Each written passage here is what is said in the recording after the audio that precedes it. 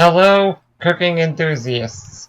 This week's video is again some footage of my dad and I actually cooking with a little more post-commentary this time.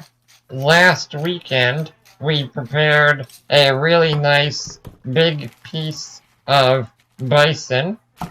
This is either a very large ribeye or a small prime rib, depending on how you want to look at it, from a local bison ranch.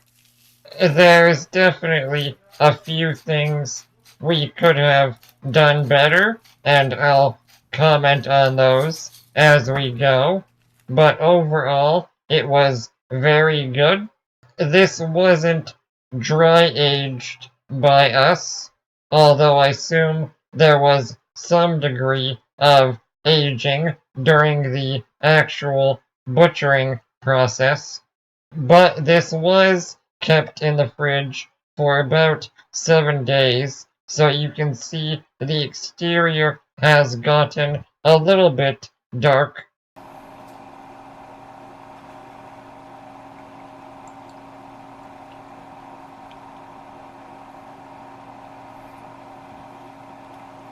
Okay, canola oil's in. Go to 5 or 6. Okay. So I'm gonna go get the meat, Quinn. We sous vide it for about 2 hours at 55.5 Celsius. Next time, I will probably go a little longer and a little hotter, because most people don't like it as rare as I do.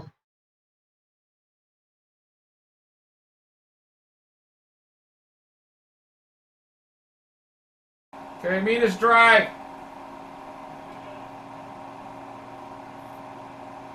So I put it in the pan. Oh yeah.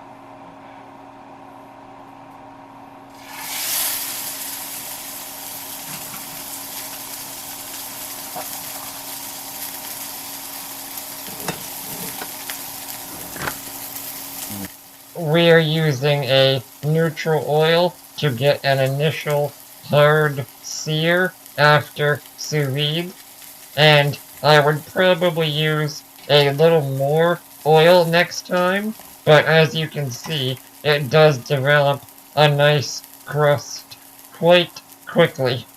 Also, something to note is that we were preheating this cast iron at least at a low setting on the induction burner for about 20 to 30 minutes. Also, please excuse the occasional shaky camera. I am going to be getting a proper little tripod for my 360 camera.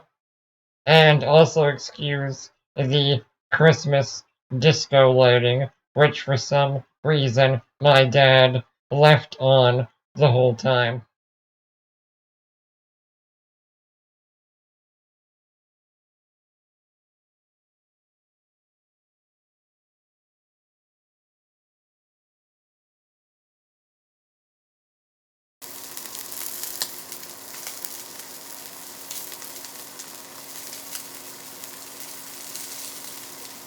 Flip it.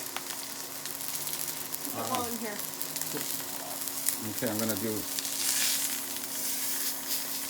the side. Perfect. Like that. Okay. Wow, looks amazing.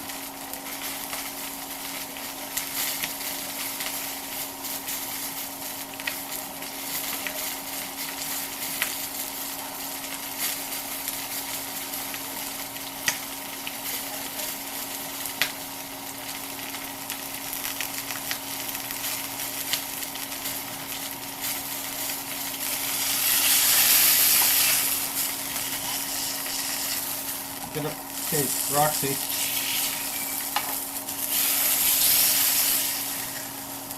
I'm going to try to caramelize some of that fat on the one side, Quinn.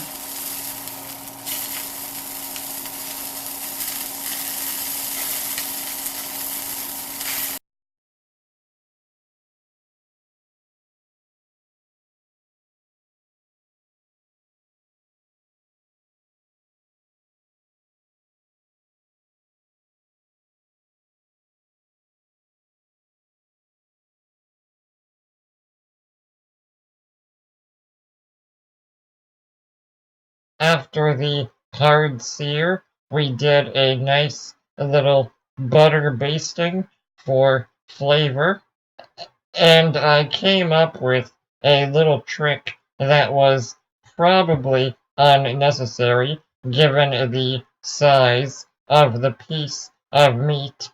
But as you might be able to see, there's actually a little rack resting inside the frying pan.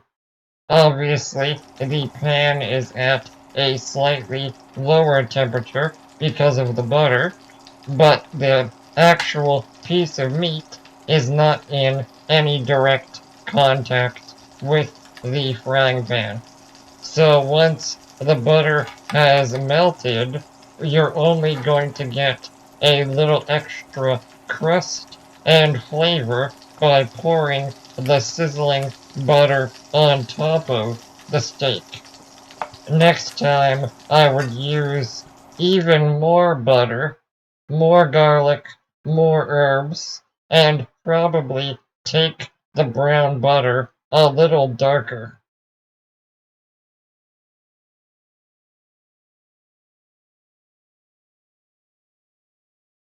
No cheese. No cheese. Oh, yeah. Yeah. We'll let Quinn figure that out. One thing at a time. I figured out how to baste this, Quinn. I'm gonna wear the glove and then pick up the pan and tilt it so I can get some. Can we use this to baste the steak?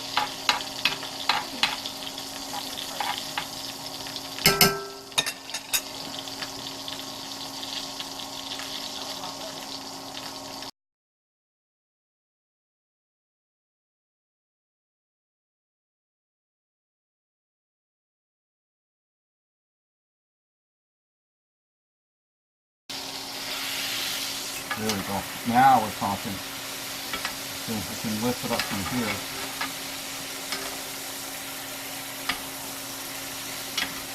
I'm mesmerized. Come on.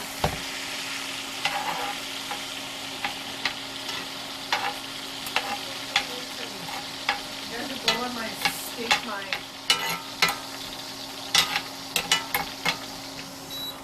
There we go.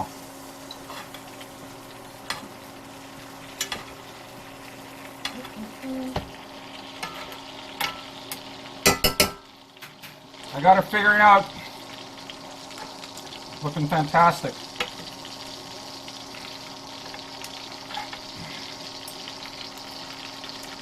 I got a method, Quinn, don't worry. I'm filming the whole thing. I really can't hear you, Quinn. You just have to let me do my thing.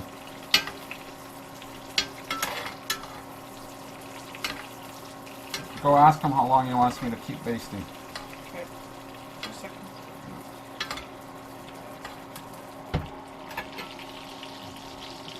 The butter is brown. I can turn off and continue basting.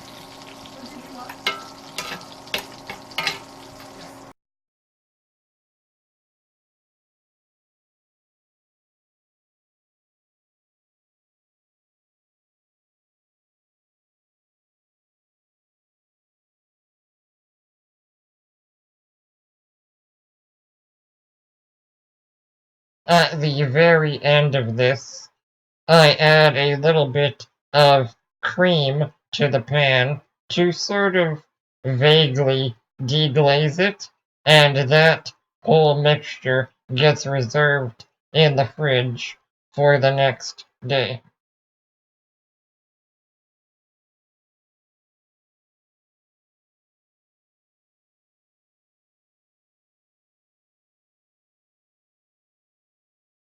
it's so close, but like. So I can just. Right next to the middle rack. You think it's rested enough, Quinn? I'm gonna go this way, right? Yeah, whatever way you normally carve Yeah. it, right? Well, I carve a ribeye a little differently, but I'm just gonna leave the string there for now. I'm gonna go in a little bit just to see. Might be too rare, Quinn. That should be rare, but Oh. No, it's too rare. Look. That's like not cooked. no, that's rare. That's rare. Yeah, I think that's a little too rare, Quinn. That's rare. Okay.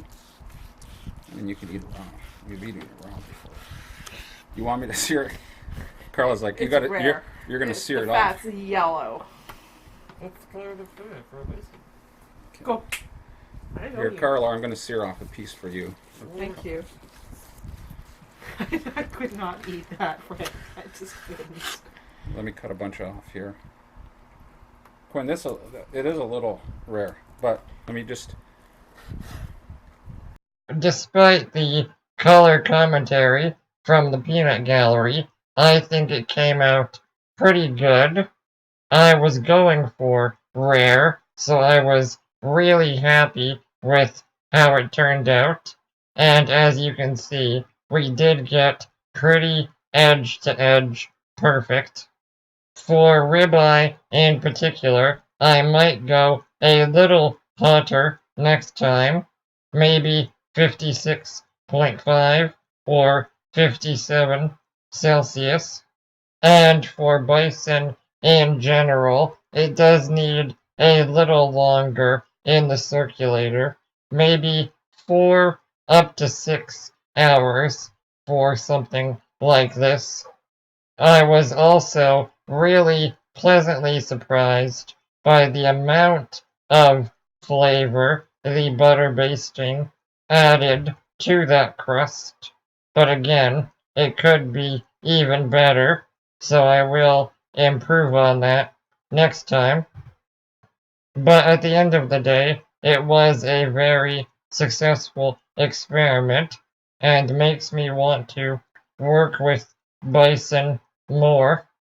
We are definitely going to try and source a much larger prime rib, or maybe a few other pieces to do full dry aging on, and maybe some other experiments. If you have any questions about sous vide, dry aging, or really anything cooking related, please let me know in the comments. I hope you enjoyed this video, and thank you for watching.